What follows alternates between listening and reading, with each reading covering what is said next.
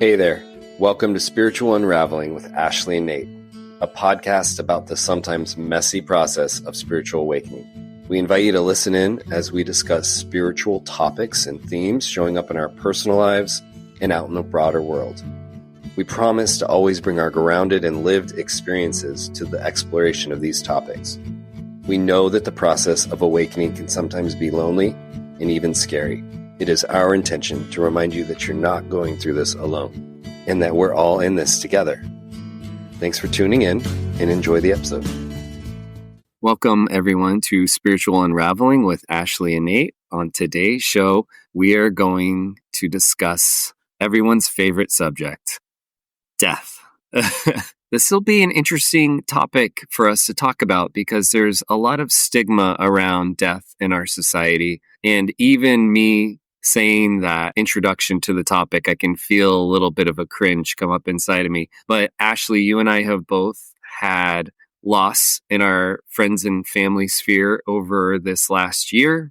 I just had a funeral that I went to 2 weeks before that. And before that, 2 weeks earlier, I had another funeral. So it seems to be up, at least for me and for you as well. And because our society has such a hard time discussing death, and because I think there's so much fear surrounding the topic and uncertainty, it becomes kind of a taboo subject in the thinking around it. I think it's very muddled. So with a lot of listener grace and cutting us a lot of slack, we're going to tackle this subject and see where it goes. And what I was saying before we started this show was talking about death and loss, both in terms of our mortal body, but then also this idea of the death of the old self and shedding of old ways of being. Because even if you're not experiencing actual death right now, I think the energy on the planet and what we're seeing in our global systems is that a lot of things are coming to ends, things that aren't working. And there's a lot of that kind of transitional energy, and that creates a similar kind of uncertainty, even if you're not experiencing actual death. And then also, I think we'll touch on, as we discuss things, the feelings around grief and how we process grief and how we move through grief. And just, we're going to see where we can take this. So that's my introduction. Ashley, where does that take you when we talk about this subject? Well, I just want to say that was a very articulate and graceful introduction to a pretty difficult topic. So thank you for opening it up. I didn't know how you were going to do that, and it was really beautiful. Also, you brought up a lot of different really potent things. I don't know where to start. I think I've been in a very rich and deep grief period since March. My mother passed away in March, and then I had a very dear friend pass in May. And so this period of grief, which I've been through before. I lost my father about 10 years ago, and my stepfather. And so I've sort of had some sense of the depth of it, the transformative quality of it, and sort of the invitation to surrender to it and not try to manage it or control it or avoid it. But this experience was really different. And so I want to put that out there, that there is absolutely no one way. I think we have a lot of really great discourse about grief and some wonderful pointers around acceptance and things. And everything we talk about on the podcast applies here. It's really been fascinating for me to see what has shown up in this grief process that surprised me, and realizing there were so many gifts. So at the same time that I was experiencing sort of the shock of, not having my mother embodied on the planet and all the things that come along with letting go, there was also all these gifts that came in, all these insights, really big game changers for me in terms of perspective. And I could share some of that today. And in the last year, I've experienced massive ego deaths, like lots and lots of things, patterns, deep-seated patterns that I've had to release, or I've gotten to release is really what it feels like. Also, really kind of challenging to experience letting go of patterns. Even when you're really interested in letting them go, even when you've prepped yourself, there's most of you are in agreement with letting them go. Still, there's loss. Still, there's maybe some clinging to the known ways of maneuvering and maybe a little resistance to the unknown. So it's just a practice. Then you bring your practice in of sitting with discomfort, sitting with letting go, sitting with the unknown. And what I've noticed is that practice has really allowed a much smoother process than in the past when I've been confronted with those opportunities and there's been a lot more resistance. I've noticed this time that the practice of allowing, of surrender, of really consciously entering the unknown, agreeing to that has made the process smoother. So, and I would say that applies to the grief process too. The more open I am to sitting with all of the feelings around it, I've really been given some big gifts. So, rich topic.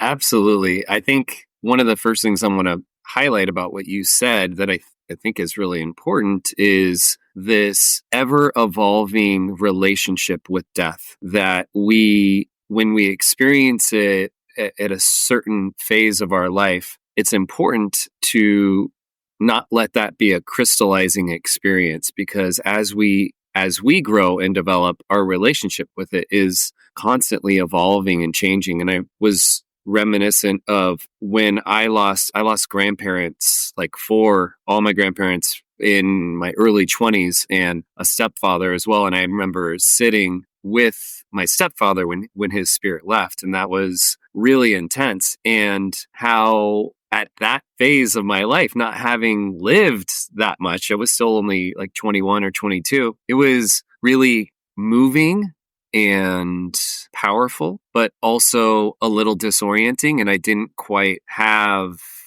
not have ways to receive all of those experiences and feelings that came up the way that I do now. And so I just wanted to point that out when you were talking about how you lost your father and your stepfather 10 years ago, and then the new relationship with death when you recently lost your mother and a good friend. That I think is really important to just remember that this is a fluid process, and that as we are evolving and aging and getting closer to our own passing, our relationship to it changes and the way that we think about it changes.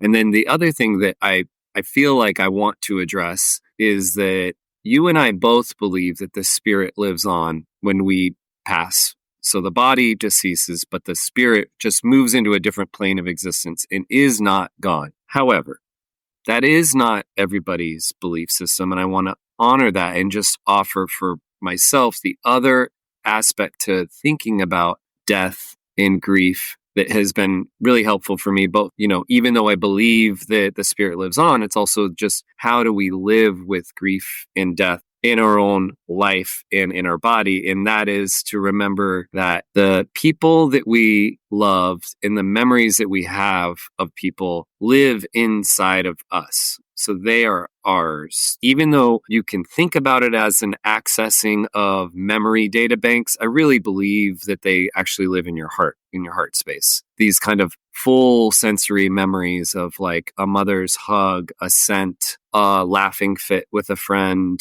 heightened experience with a brother, or a fishing trip with an uncle, whatever it is. Those memories that, you kind of access them through your brain, but then when you revisit them, they bloom in your heart, and that's where they live. And so it's important, even if you are an atheist and you think that this is the end, when someone passes, you can remember that a piece of them still lives inside of you, and that you can revisit that as you need through the grief experience. And I think that has been helpful for me when I think about it for myself and when I discuss it with people who have varying belief systems. Mm-hmm. Yeah. It's interesting. This past year, going through this grief process, one of the big gifts that I got was actually really seeing our human existence through the eyes of our spirit. That if you believe in the idea of our soul continues, or the consciousness is everywhere all the time, it's just focused into this human body. And I had this story that I have been running about a life review that we would do after we're done with this lifetime. that you would look back and look at how you used your free will in the lifetime. And I was contemplating what would be important to me. If I looked back on my life from my spirit's perspective, what would be important to me? Would it be the ego goals that I was taught, or would it really be something closer to living out a purpose, learning lessons, growth, experiences, taking those opportunities or risks to love more deeply, to heal? So it's really shifted my perspective in a not just a conceptual way, but in sort of a moment to moment way. And what it's bringing forward, and I bet this is sort of the flip side to the really painful part of grief, which is gratitude. It's brought me into a sense of I get to be here. Time is short, like our bodies decay. We're, there's going to be an end. And what do I want to do in this moment to not meet any sort of expectations of living a good life, just living, just really being alive, really being present, really an appreciation of what's here right now, who I am, deepen my own love for myself, my love for my life and my family and my friends. It's just like a game changer for me. Really huge opportunity to shift my perspective in my moment to moment life. So, I appreciate what you said about the varying perspectives. And this last kind of go round has really opened up a even bigger, broader perspective of death for me. And I think it's been a really big gift. Yeah, I love that you are able to see and hold the idea that engaging with death on multiple levels and seeing the appreciation in it and having it remind you, if it's something you're not pushing away all the time and it's something that is living with you, this idea that there's a beginning and an end, at least to our mortal body, it's a call back to presence, right? It's a reminder to be in each moment as fully as you can. I mean, this is why you would see in still lifes and Renaissance paintings that there was often a skull on the table. That's memento mori. It's remembering that life is short. It's in the grand scheme of things, it happens quickly, and that's not a fear-based thing to say. That's just a reality, to be very present in the moments and to cherish all those moments and to try to really fully live, as you were saying. And that can get a little bit confused in modern society because we do so much to stay separate from death. In at least particularly American culture, there is this real afraid of it, a fear of aging, a fear of death, and a real standoffish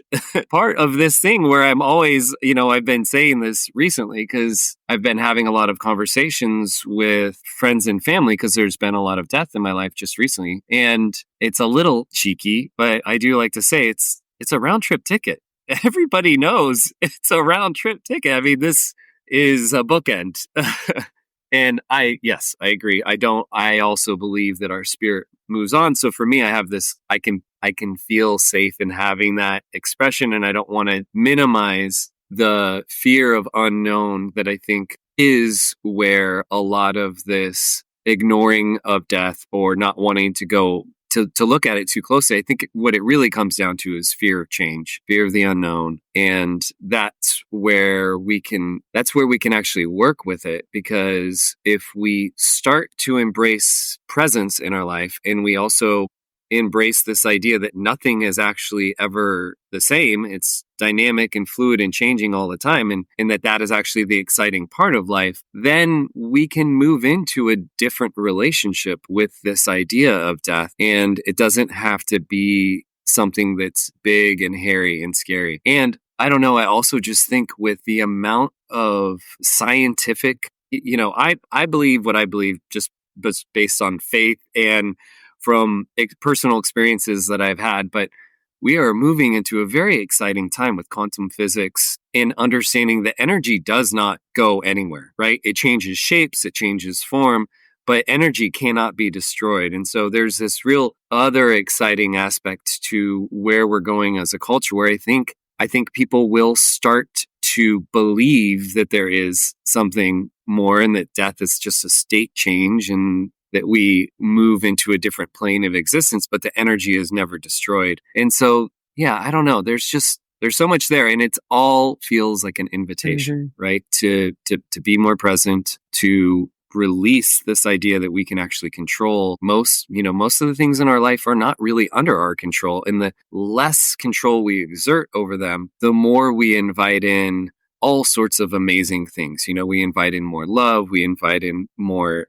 serendipity and spontaneity, and we invite in creativity, and then in doing so, we also bring that energy into our social spheres, and it's an invitation for other people. I mean, I had a conversation with my grieving aunt around the loss of her husband, and she was crying, and we were sad, and we were talking, and I had to look her, she's a Christian, so she has a belief system about death as well. And I just looked at her and I said, Uncle Rich is here. He is with you right now. And the body is past, but the spirit is alive and strong. And he's also with you in your heart. And so there's just this, I'm really excited about not being afraid of death. That was like just the fear of death was a huge transition for me into my spiritual awakening, because I had a scary devil hell version of death from lots of religious school upbringing. And that was very terrifying. And to just be able to recontextualize that relationship and move into it and engage with it in this much lighter way and realize this is a very natural process, it's very empowering. Totally. I had this beautiful experience this summer, I'll just share. And again, everybody has to do their own investigation. So this isn't me saying this is right or wrong, but when you have an experience like this, it's such a gift. It's sort of like, I don't know that I need to question it. It just is, I received it. But I was on a walk.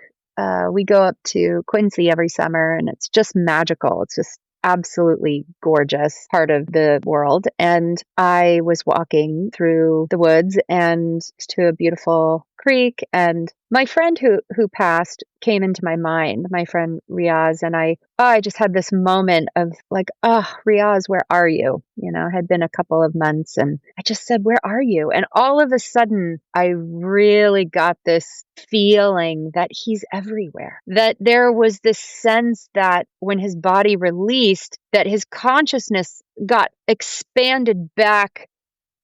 His awareness got expanded back to his real true state, which is that he's everywhere, part of everything. There was nothing that he wasn't part of. I just felt that so profoundly, and there was so much joy in that moment. And since then, I think the gift of that isn't just to imagine my friend being everywhere and in his true essence, which is love, but also to know that so am I. And so we're in these like human experiences where we think we're these bodies and these personalities and things like that. But actually we are also everywhere.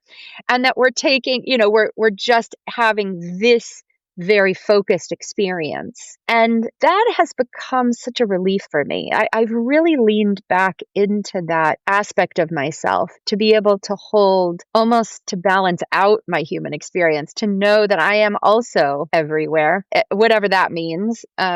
Call it like unity consciousness, but that is my truth too. And from that perspective, when I look into my focused self as I like wobble through my days as a human, I have so much compassion. There is just absolutely it's just delight. It's just absolute delight. From the perspective of my everywhereness to my human form, I have just total unconditional love and delight for myself. And it's just it's a funny thing to experience, to be able to look at yourself from your own expansiveness and just have total delight for who you are and your humaning. So that was another gift. It's kind of the same gift, but just a different way that I received it. Yeah, totally.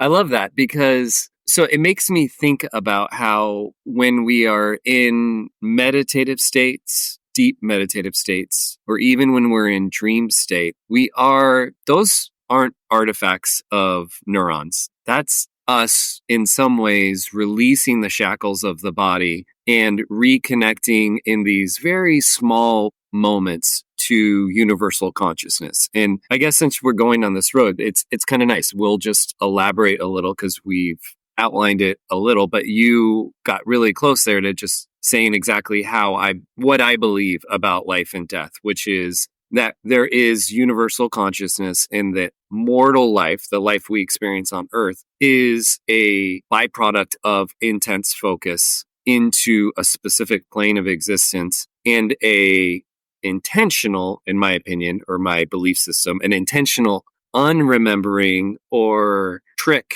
or game that we play with ourselves where we forget that we are tapped into universal consciousness. And the whole reason, if you want to have a reason, the whole reason that we do this is for soul expansion and soul experience. And what you were pointing out there when you went into that place of getting very big and expansive is just the kind of folly of human, all of our trappings, all of our thinking, all of our different stuff. When we get really, really big, and that can happen again, like in a deep meditative state, or some people have it when they do psychedelics. Other people will experience this if they have a near-death experience and come back. It's just this reminder that none of this stuff matters all that much. What matters is, are you present? Are you in the experience? In that what we use as values to call something good or bad is largely ego-based and socialization-based, in that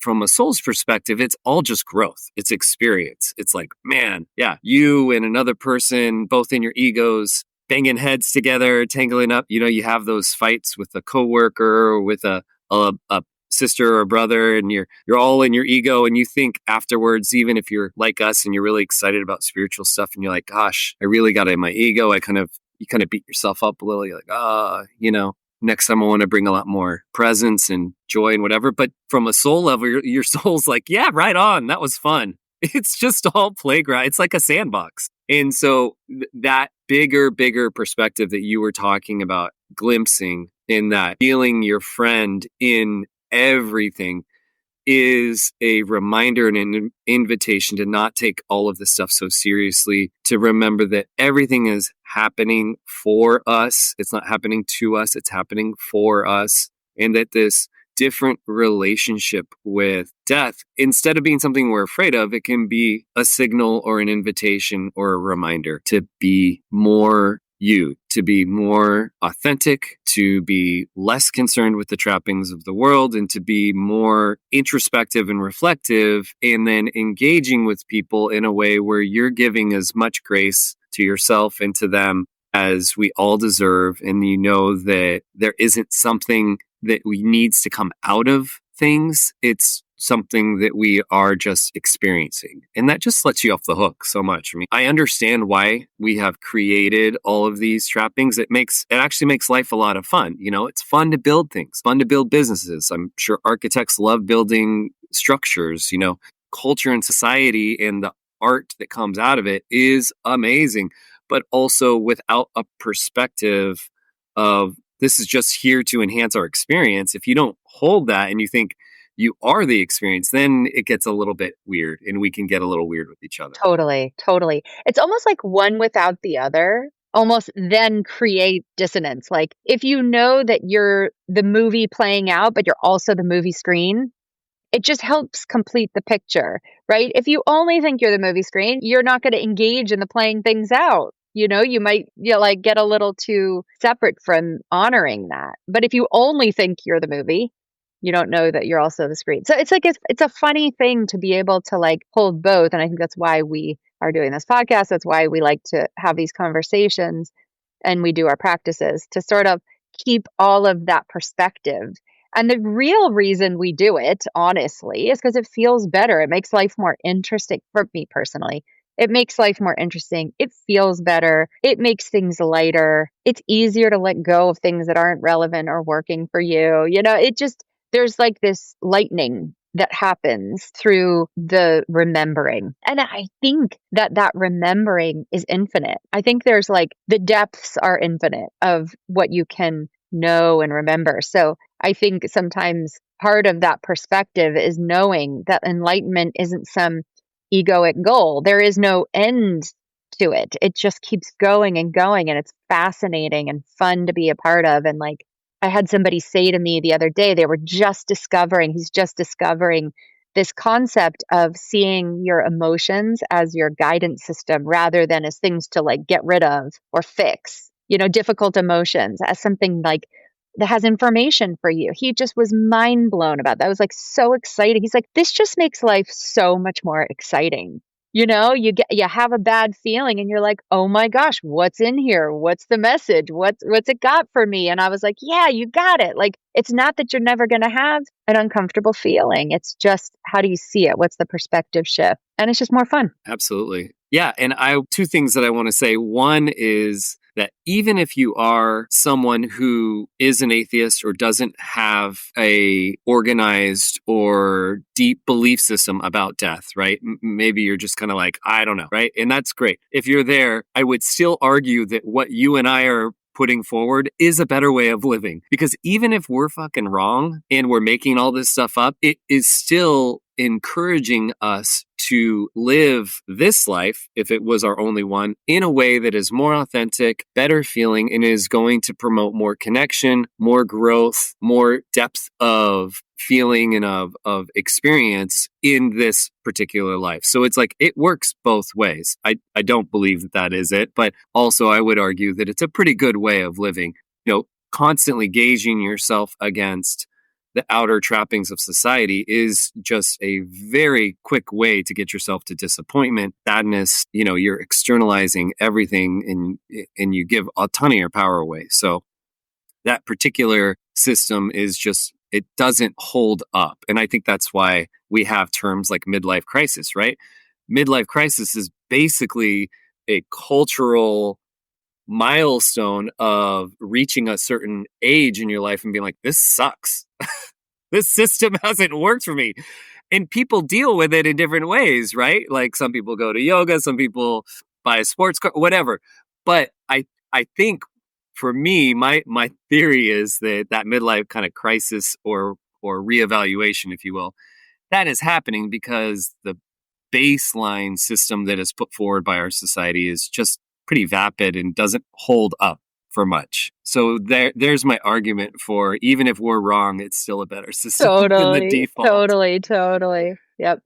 Yeah. And then the other thing that I love that you said was about the experiencing of emotions and the way that we can remember that emotions are our guidance system. And I do just want to point out that this is something that Abraham Hicks has said, and I've heard from other spiritual teachers as well, that when we are in grief, and one of my favorite people to listen to around this is Lee Harris, and he talks about grief as love turned inside out. That is the feeling when you're feeling grief, and that deep sadness or despair that we feel in the throes of deep grief around death. The emotional signal, I would posit, this is my belief system, take it or leave it, but I would say that feeling of despair and sadness and disconnection is your emotional guidance system trying to remind you that person is not out of your life. They are just in your life in a different way.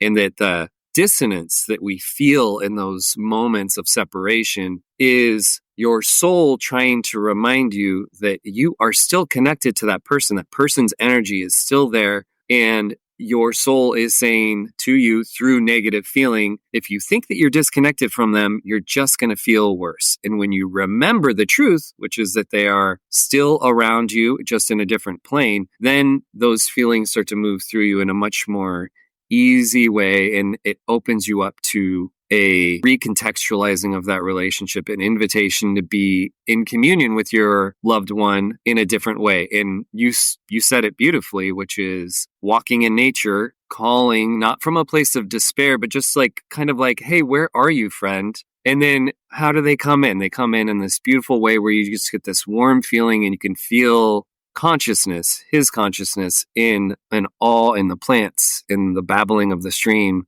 in the chirping of the birds, whatever. It's like, yeah, it's just a very different way, I think, of engaging. But that's how I think of the feelings that come up around grief, which are completely valid and totally okay. It's a part of the human experience. But I do think that ultimately the really hard, heavy feelings that we have are the soul's way of saying to you, I know you're in your humanness and you're feeling separation, but that's not actually true. What's true is that you're still connected. And if you can come up a little bit out of that density, you'll find that your loved one is right there, just in a new plane of existence. Wow, I've never heard anybody say that, and I really love that idea. And you could expand that to so many things, but I just really appreciate the way you said that, because that is my experience, but I never really saw it that way. I just sort of surrendered to the process, and then that was the outcome. But grief is a hard one to surrender to. I think there's a lot of resistance to experiencing grief because it really can be brutal. I mean, it really can be brutal, but it is inexactly relationally to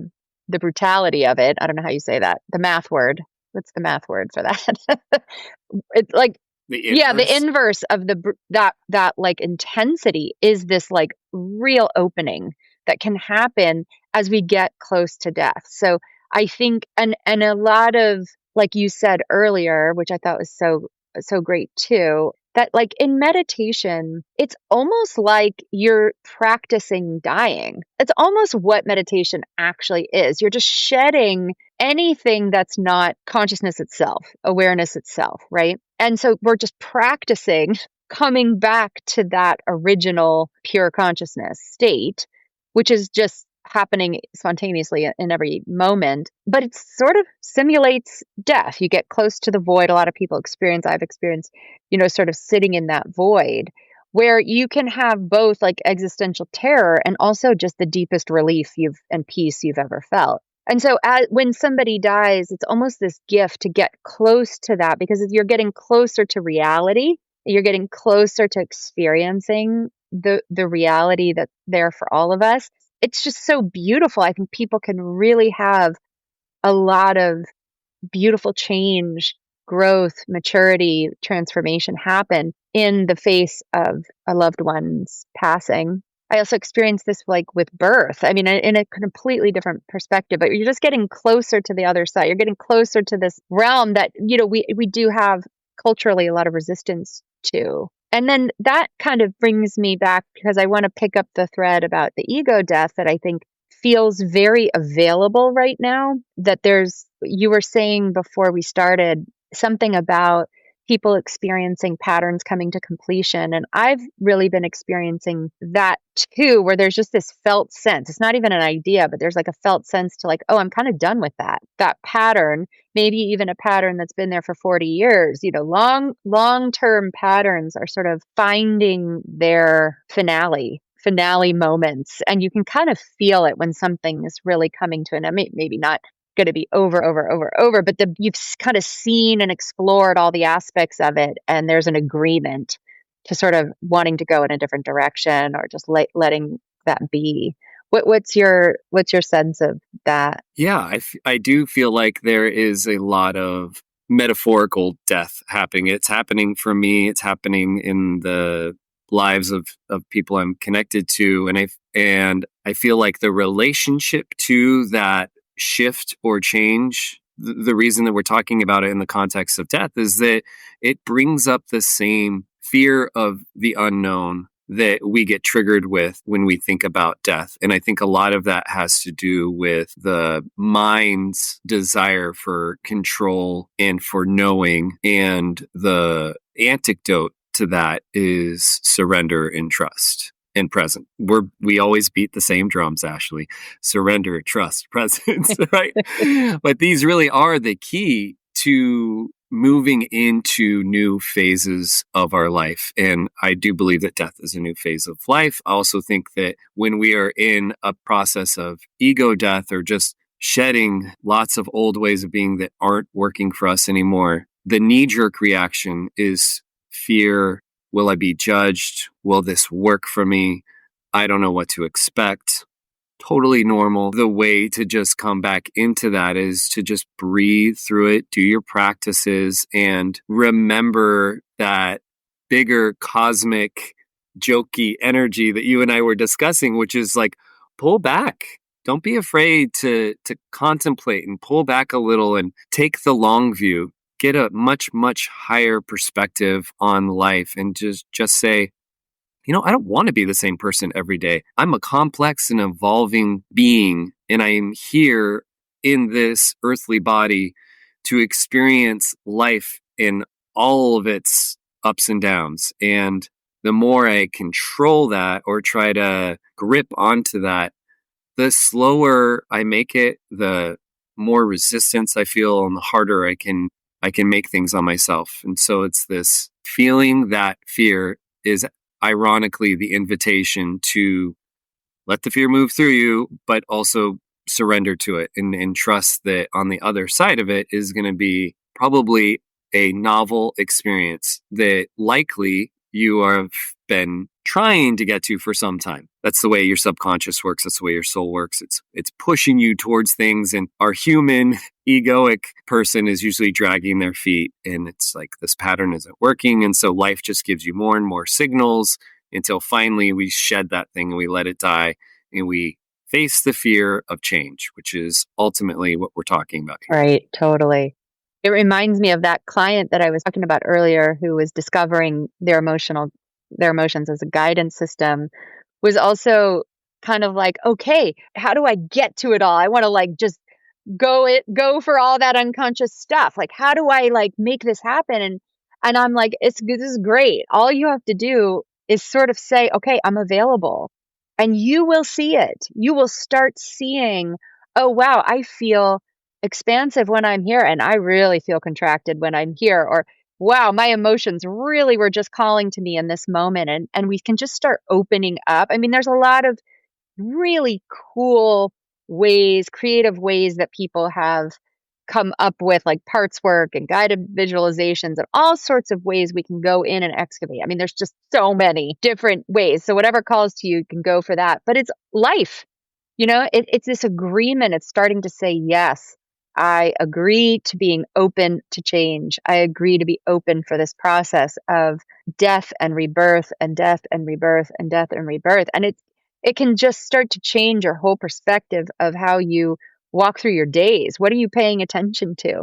What are you putting your focus on? How do you feel? How attuned are you to your general like awareness and presence? I mean, it just changes everything. It's such a game changer to just say, I'm open to change.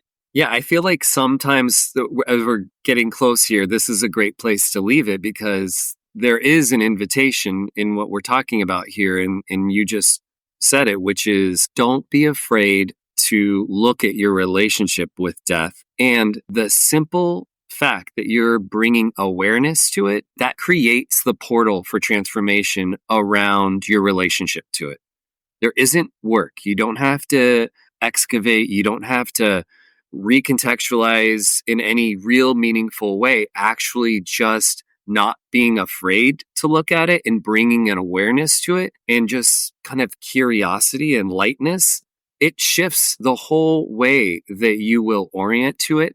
And it actually creates space for new ways of relating and new ways of kind of feeling or being with this thing, death, birth, this cycle that we're talking about.